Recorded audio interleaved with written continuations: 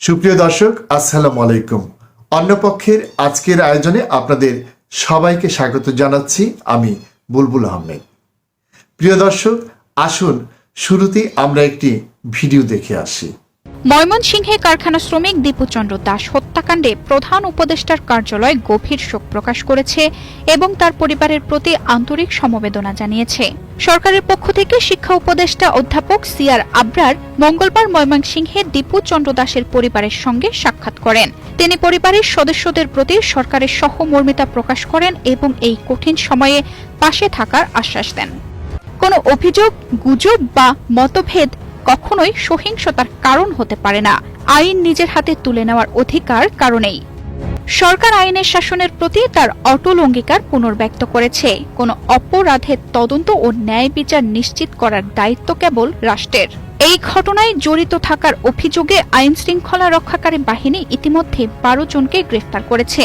তদন্ত চলমান রয়েছে এবং সরকার নির্দেশ দিয়েছে কোনো ব্যতিক্রম ছাড়াই মামলাটি সম্পূর্ণভাবে অনুসরণ করা হবে। সরকার ধর্ম, জাত নির্বিশেষে সকল নাগরিকের নিরাপত্তা, মর্যাদা ও সমান অধিকার নিশ্চিত করতে প্রতিশ্রুতিবদ্ধ। প্রধান উপদেষ্টার কার্যালয় নিশ্চিত করেছে যে দীপুচন্দ্র দাসের পরিবারকে আর্থিক ও কল্যাণমূলক সহায়তা দেওয়া হবে এবং সংশ্লিষ্ট কর্তৃপক্ষ ভবিষ্যতেও পরিবারের সঙ্গে নিয়মিত যোগাযোগ রাখবে।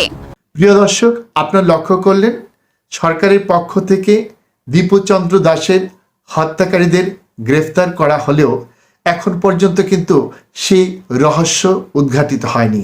কেন, কোন অবস্থায় তাকে আসলে হত্যা করা হলো? তার আগেই সরকারের পক্ষ থেকে তার পরিবারকে এক ধরনের সান্ত্বনা পুরস্কার দেওয়া হচ্ছে। রাষ্ট্র তাকে এখন যে সুবিধা দিচ্ছে, পরবর্তী সরকার এসে যে সেই সুবিধা অক্ষুণ্ণ রাখবে তার কিন্তু কোনো গ্যারান্টি নেই। এই ঘটনাকে নিয়ে ভারতে যে ধরনের প্রতিক্রিয়া হয়েছে, সম্ভবত সে কারণে সরকার তড়িঘড়ি করে লোক দেখানোর জন্য তার পরিবারের পাশে এসে দাঁড়িয়েছেন। এভাবে তার পরিবারের পাশে দাঁড়িয়ে যে সান্ত্বনায় দেন না কেন, তার চেয়ে কিন্তু সবার আগে সরকারের দায়িত্ব ছিল কেন এই ঘটনা ঘটেছে তা উদ্ঘাটন করা। আমরা যেমনটি শুনেছি যে নবীজিকে নিয়ে কটূক্তি করার কারণে তার উপর এ ধরনের বর্বরোচিত হামলা চালানো হয়েছে। এটি কিন্তু এখনো প্রমাণিত নয়। অতীতে বাংলাদেশে এ ধরনের যতগুলো ঘটনা ঘটেছে তা কিন্তু প্রমাণিত ছিল।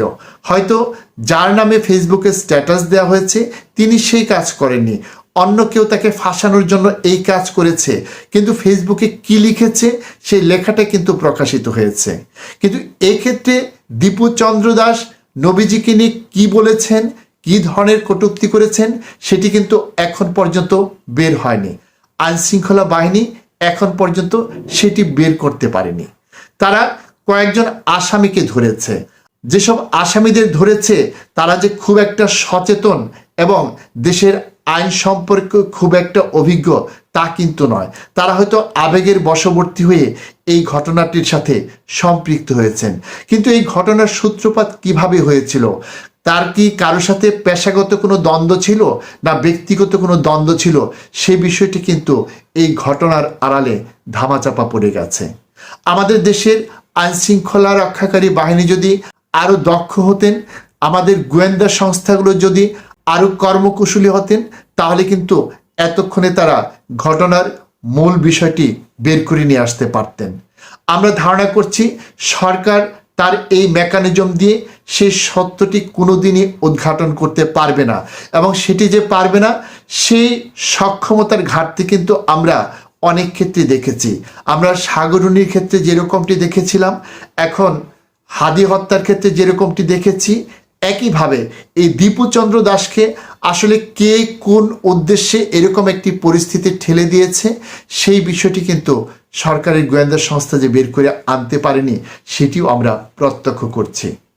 সরকার তার এই ব্যর্থতা ঢাকার জন্যই শেষ পর্যন্ত তার শিক্ষা উপদেষ্টাকে পাঠিয়েছেন দীপুচন্দ্র দাসের বাড়িতে তার পরিবারকে সান্ত্বনা দিতে এবং সরকারের পক্ষ থেকে সান্ত্বনা পুরস্কার হিসেবে কিছু অনুদান ঘোষণা করতে।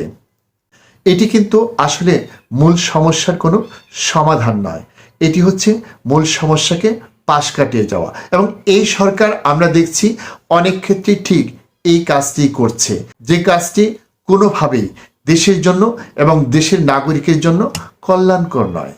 সরকার কিন্তু এক্ষেত্রে আরো কঠোর ভূমিকা পালন করতে পারত। প্রিয় দর্শক, যে এলাকাটিতে এই ঘটনাটি ঘটেছে সেই এলাকায় কিন্তু কোনোদিনই এই ধরনের ঘটনা ঘটেনি।